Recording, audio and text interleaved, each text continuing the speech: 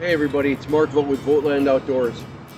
Continuing our segment on casting techniques for working the Fox River. There are going to come times when you're up against bushes like this, but you still need to work close to shore because the bass are right in by your knees. So you're working right around in here, you're trying to put casts that are only 1 rod length long, but you're also trying to push something that might be 30 feet, it might be 40, 50, 60, 70, 80, 90 feet out, which means if you're aerializing your line, you're driving it right into those bushes. You need a lift that's going to load the rod, that's going to bend the rod tip, but without forcing you to aerialize the entire line in one direction. That's what you're trying to avoid. What is that lift? It's called the spiral lift. Looks something like this.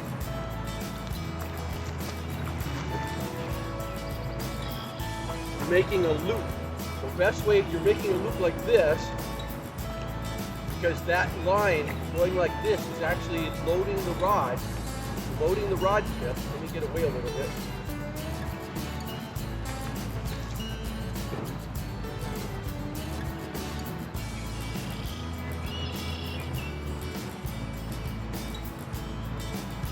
Got a hatch. It looks cool. I'm in the middle of a hatch. There's 2 different kinds of lifts that allow you to load the rod without having to drive the line all the way backwards. One of them is the spiral lift, looks like that. And there's a little pause there. One of them is a wiggle lift that puts it back up. You'll notice that the rod was actually loading, even though I didn't have to aerialize right up into the branches there. So you got a spiral. And I always want you watching my pulling hand, my line hand, because I'm doing a little pull right there. Pull, pull. Let's go see what this looks like. It's just jumping all over the place. You're going crazy over the hatch right now. I got to get some dry flies out. I'm going to cast that way. I want you to watch what I do with this spiral. Lifting, making a little circle, coming back down, pausing, waiting for the line to actually gather up above the rod. Then you do a second circle afterwards, and you're actually still pulling. The line continues to follow it around. In fact, one of the best things you can ever watch to really understand what fly casting is all about, what line rolling is all about, is the Chinese gymnasts that actually have a long stick with a ribbon on it, a beautiful long silk ribbon, and they do all kinds of motions with it, and it moves and it keeps going and it has mass. That is exactly the beauty of a fly line. That, if you can go and watch those videos, you'll start to get the idea of what a spiral cast looks like. You'll see them make spirals in the air, and the spiral will persist because that silk even has some mass.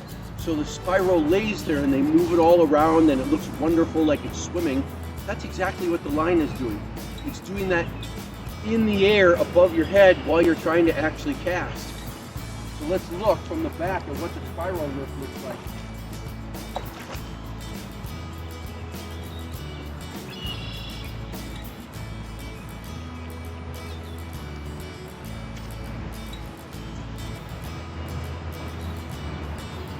Lifting, circling, pulling.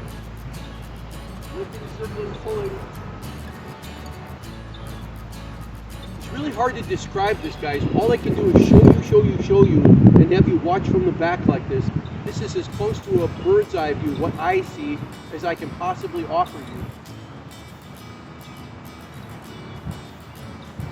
I'm going to try raising the camera up and see what that looks like. All I want you to do is just watch me.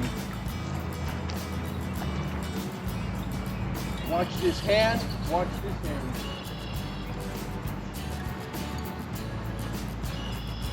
All you're trying to do is put it back down on the water, lifting it up, pulling it back down. But you're not aerializing it straight up. It's going to have too much mass when it comes back down, splat on the water. So you're making a circle.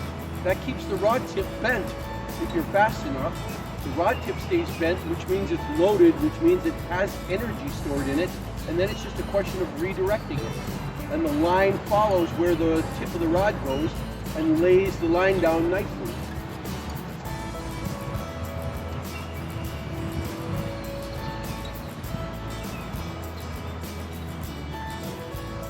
I'm going to do 10 more of these.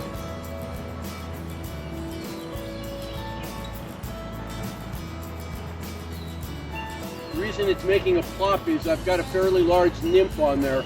That's what I was going to go fishing with today. Just laying it down. But there's also that little pull. Watch. Did you see what happened when I pulled on the line?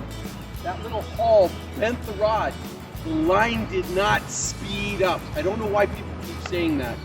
Hauling does not make the line go faster. Hauling bends the tip of the rod. It loads it without having to move the rod. And now you've got energy in the rod tip that can be used to guide the line. Can it make the line go faster? Sure, I suppose it could, but it also can be used to simply launch, to cast, to launch the line up. That's what hauling does. Watch some more.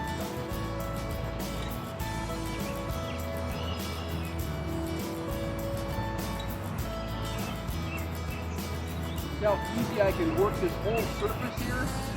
Hell, I might even get a bass here shortly. You can literally work the whole surface by doing a spiral. And if the wind is blowing from that side this way, you lean into the wind with your spiral. If the wind is coming from this way, then you spiral the other way.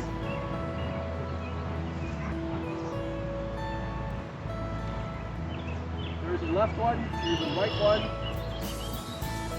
There's a left one. There's a right one. Here's the left one. And now you can get fancy. Here's a wobble. The whole point is to try to load the rod tip without completely aerializing the line in one long straight line, because you may end up whacking into the bushes or whacking into a branch that's far up, that's above your head. We're trying to avoid that. Now there's two other lifts I'll throw in here. One of them is that wobble lift. It looks like this. That's useful too. And the next one is a treble clef lift. It looks like this.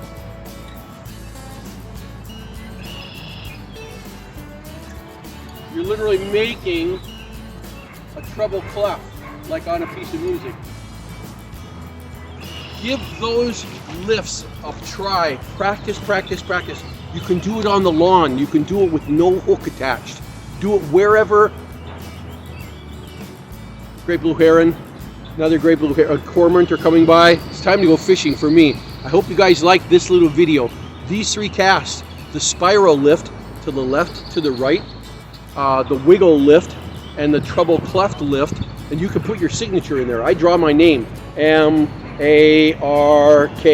It's cursive, so you literally could just write in the air and then do the cast. Do it slow so that you don't actually crack the whip and start tearing your hooks apart. But you'll find that those three lifts, when you're working with a short amount of line, or even with a large amount of line and you're trying to keep it away from the bushes, are very, very useful skills to add into your bag. I'm going to keep this brief. This is Mark Vogt with VOGTLAND Outdoors. I hope you guys enjoyed this little lesson.